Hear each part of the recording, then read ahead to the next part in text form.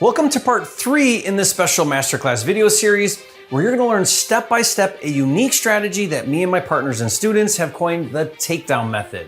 And if you do it right, the takedown method makes twice as much or more than traditional wholesaling, and you don't have to rehab houses. In the part 1 video, I explained 5 ways that it's better than traditional wholesaling and fix and flip. And in the part 2 video, I explained the buy formula using my deal analyzer. If you missed either of those videos, stop right now and go and watch them and then come back to this video. All of the videos in this series are organized into a playlist, and I'll put the link in the description below for you. On this part 3 video, I'm going to show you the best ways to find takedown properties and how to negotiate with sellers and how to beat out your competition. But first, if you're new here, my name is Jerry Norton. I make millions of dollars a year wholesaling and flipping houses. And here on my YouTube channel, I show you how to do the same. So if you want to be a flipping genius like me and live your dream life, subscribe to my channel and watch my videos. First, let's discuss the ideal properties for the takedown method. Now, since the goal is to turn the deals in 30 to 60 days and make twice as much profit or more as traditional wholesaling without having to fix up properties, takedown deals need to have what I call high market desirability. Now, highly desirable properties are in a good area, they have features and amenities that are highly sought after, and they are in fair enough condition to attract retail buyers or homeowners. Now, while it's true that if priced right, there's a buyer for anything, the best takedown deals are low risk because they are in great areas, have great features, and are attractive to the masses rather than limited to just cash buyers. The goal with reselling on market is to get the attention of as many would-be buyers as possible. The more people that want your deal, the higher the price you'll get and the faster it will sell, which is why it's important to get clear about your buy criteria, or what we often call the buy box. There are 4 primary considerations to think about that may impact market desirability. Now, buy box criteria number 1 is minimum of 100,000 in population. Rural properties have a limited buyer pool and low demand. I prefer cities and towns with at least 100,000 in population or within a 45-minute drive from a major metro market. Buy box criteria number 2 is a minimum of 100,000 in as-is value. Avoid low income. Low income neighborhoods are more challenging because margins are thin and risk is higher.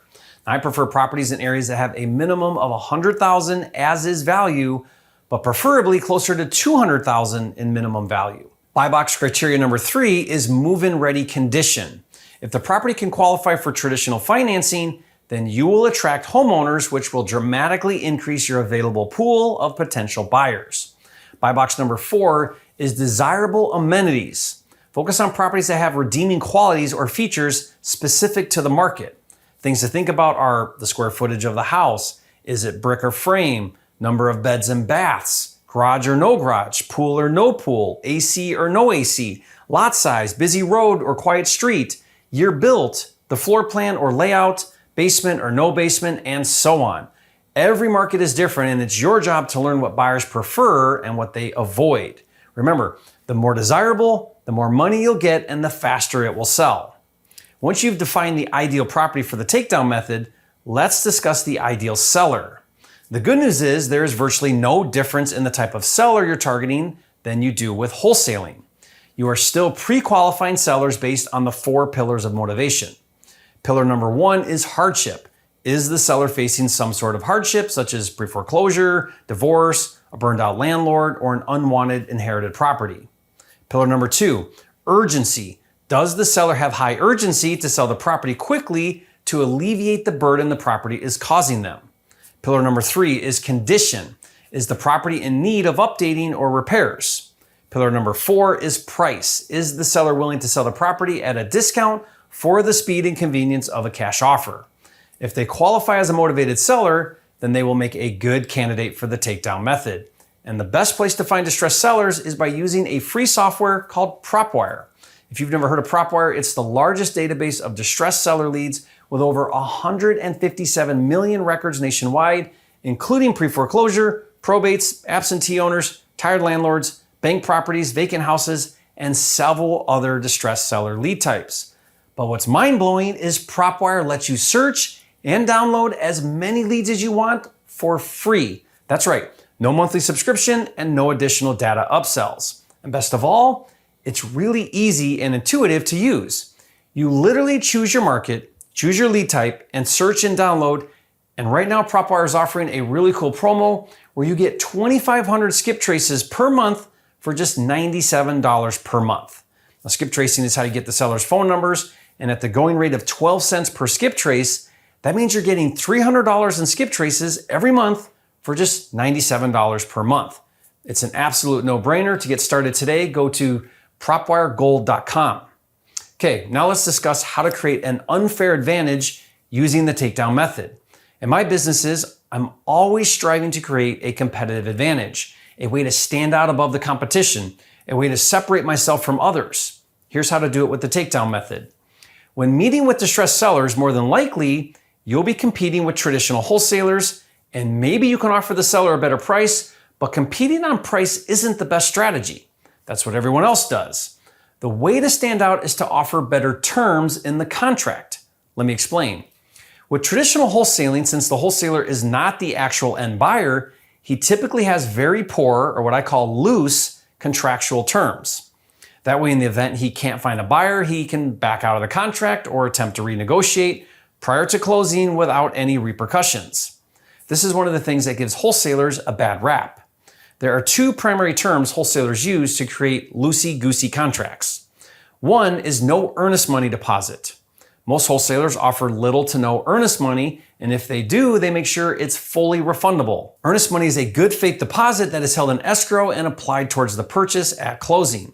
With traditional wholesaling, earnest money would be reimbursed to the wholesaler at closing. As the buyer, if you don't perform on the contract and earnest money is non-refundable, or what we call hard, you would forfeit the earnest money to the seller. As such, earnest money is what validates or solidifies a contract. Well, to not risk losing earnest money, most wholesalers don't offer earnest money, or at most $10 or $100, and low earnest money is synonymous with low commitment. Okay, number two is contingencies. Most wholesalers have clauses in their contracts called contingencies that allow them to legally cancel their contract at any time and for any reason. Like low or no earnest money, contingencies allow wholesalers to back out of contracts if they can't find a cash buyer to assign their deal to. So how can you create a competitive advantage when negotiating with sellers with terms of the contract when using the takedown method? Well, since you are the actual buyer, you have a huge advantage over wholesalers. You can offer a substantial non-refundable earnest money. You can show proof of funds to buy the property, and you can waive contingencies.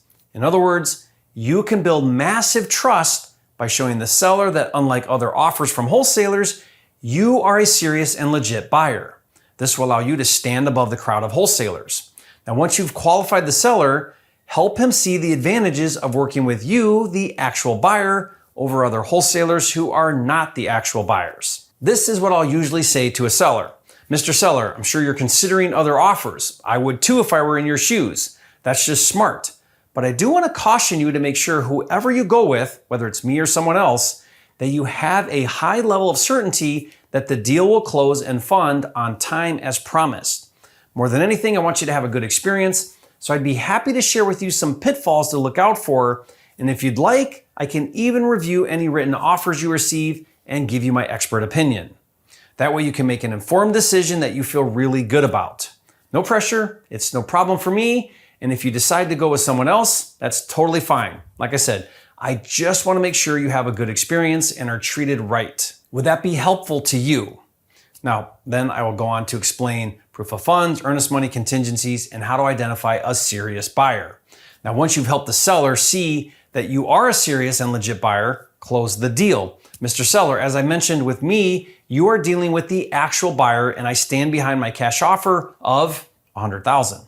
To prove to you, I can provide you with a proof of funds. My offer also has an earnest money deposit of $2,500, which further proves I'm a serious buyer that you can depend on. And then you can give them two options. Option one, finally, I'm willing to waive all contingencies, which means my earnest money is non-refundable, further proving to you that I am a serious buyer. Or you could do option two, finally, I only have a 5-day due diligence period, so I can do a quick property walkthrough to verify the condition. After that, there are no other contingencies and my earnest money becomes non-refundable, further proving I'm a legit and dependable buyer. Then I would say to the seller, I've put all of this together in an agreement for you to approve. If you're looking for a fair price and peace of mind with a buyer that can and will perform and you're ready to go, all I need you to do is approve this agreement. And at that point, I would execute a purchase and sale agreement. Now, I developed word-for-word seller scripts for the entire process and conversation, and I'll give them to you for free. They come included with my Takedown Method Quickstart Kit, where in addition to the scripts, I also give you a getting started guide with step-by-step instructions, an instant deal analyzer for determining your offer price, the exact contracts I use with sellers, and a funding pitch deck for raising money. And like I said, I'll give all of this to you for free. Just go to freetakedownkit.com to download that now. I'll ask in return as you leave a comment and say, "Thank you, Jerry, for the free kit. You are a flipping genius." And if you find a good takedown deal that meets my buy criteria, I'll buy it and pay you a $10,000 finder fee. To learn more, go to my10kcheck.com. Finally, stay tuned for more videos in this series. On the next part 4 video, I'm gonna break down how to sell your deals on the open market using real estate agents. And just so you know, all of these videos in the series are organized into a playlist here on my channel. I'll put the link in the description below for you, and I'll see you on the next video.